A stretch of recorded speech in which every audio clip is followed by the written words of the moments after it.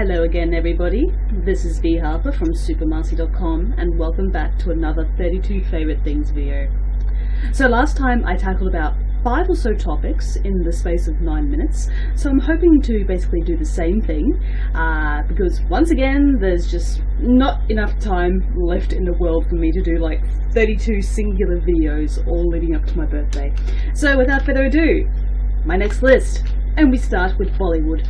Look, Bollywood to me, like, half the time it doesn't make any sense due to the obvious cultural barrier, but you know what? I adore the energy in those movies. I'm specifically referring to the the song and dance musical ones, because my god, they are just so much full of colour and vibrancy, and everybody in those films look like they love being there. They are living in that moment of just pure, jubilant, absolute joy. So half the time, truth be told, I don't understand what's going on, but you know what? Happiness is a universal language. The sensation of just feeling over the moon and wanting to share your love and your adoration for your fellow human beings, as well as your emotions and your circumstances, it's incredible. So you know what? I fully support Bollywood. And if there are any of you out there who do, good one. Next one, foreign horror. Look, I like any sort of foreign film, no matter what the genre. Same goes for English-speaking ones. But foreign horror to me takes a special part, namely because fear is a universal language, just like joy is with Bollywood musicals. But what also sort of sets foreign horror from Western horror is that are the approaches, and there are multiple ones, like French new wave horror. They tend to sort of focus on the excesses and truly make you feel uncomfortable. You have Italian horror movies, such as, in particular, Giallo. Although Giallo is more or less a thriller, I do count thrillers as a horror because you're still left with that feeling of anticipation, like that sensation of what's going to happen. So, you also have Asian horror. Asian horror, to me, feels a little more spiritual. It feels a lot more connected to the cultural history of Asia, and therefore it really adds a very sort of varied account of horror all over the globe. In a sense, foreign horror is a history lesson. Foreign horror could also be construed as a anthropological study. I mean, think about it. You are looking at the people and how they sort of approach the things that go bump in the night, so to speak.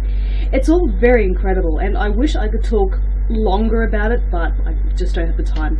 One day I might, but no promises. I apologise. Next up, anime. Ah, yes, anime. Now look, I'm not a big anime watcher, truth be told. I really am quite selective. I will not jump at every single, anime that comes out of Japan on a regular basis. But obviously you saw this one coming. One of my favorite studios or anime filmmakers, either way, is Hayao Miyazaki and Studio Ghibli. Studio Ghibli just has that enchantment that I love. All the character designs, the stories, the colours, everything. And half of my DVD, or rather Blu-ray collection, is made up of Studio Ghibli films. I just love the way they're able to tackle so many topics. Some of them deal with some pretty heavy subjects, such as, obviously, My Neighbor Totoro. My Neighbor Totoro is basically 2 young girls getting over grief and accepting the finality of death. But it's all done in a very sort of sensitive and constructive way. It doesn't go out of its way to, actively horrify you or make you sick to your stomach with the saccharine messages. There always is a sense of balance, and there is so much sensitivity and love put into every one of these films.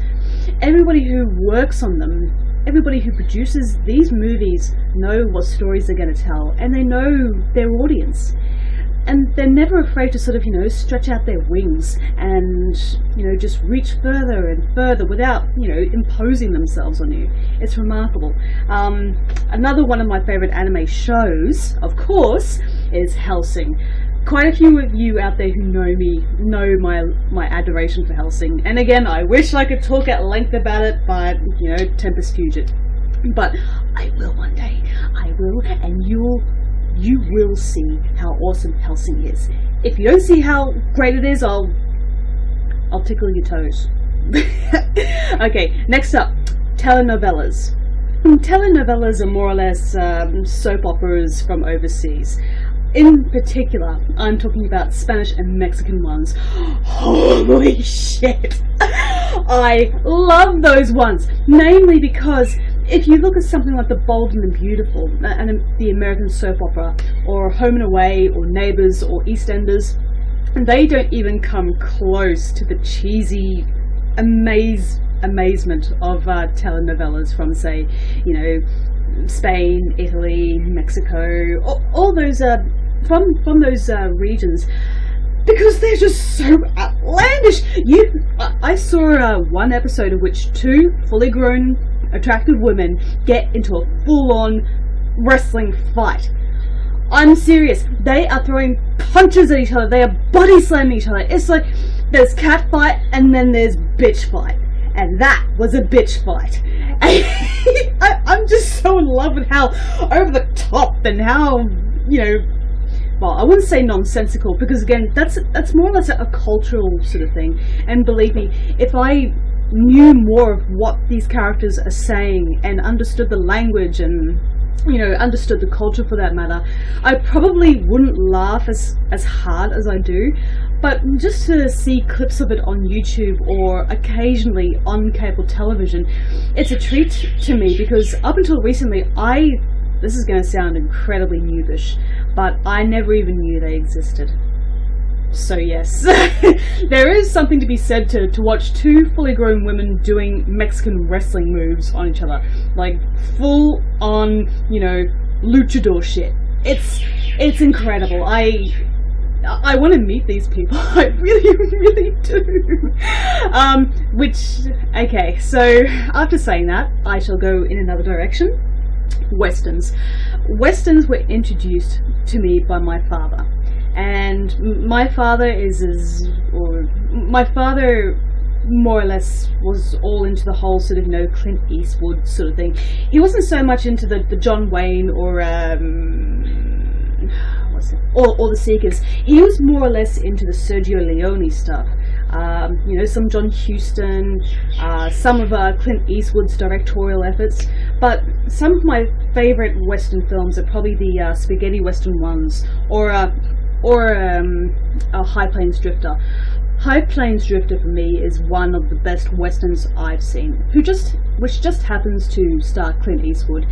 It's such an intriguing film. It has a very basic premise, and there's no sort of real ingenuity when it comes to the overall storytelling, but the themes and the symbology in the movie are quite incredible. It's like you're watching a tale of legend, of Western legend.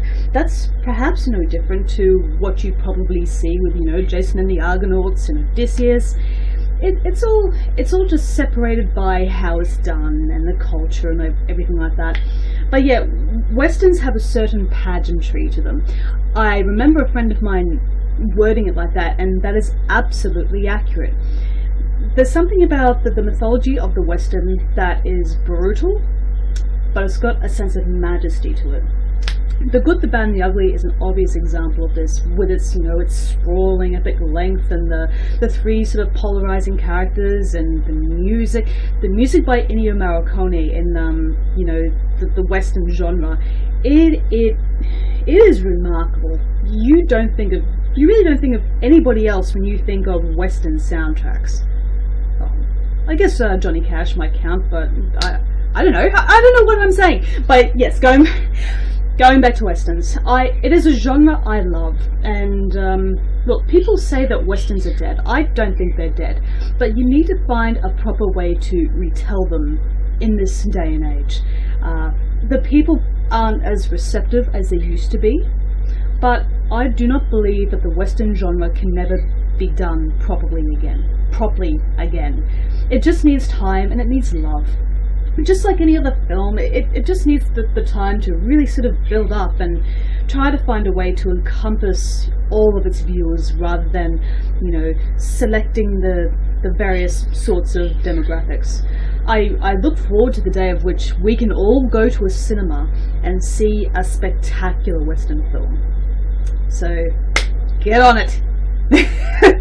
Alright everybody, so that was my list, and it shouldn't be too long before I finish this series anyway, so how lucky for you. Okay guys, you take care of yourselves, and I shall see you later. Bye bye.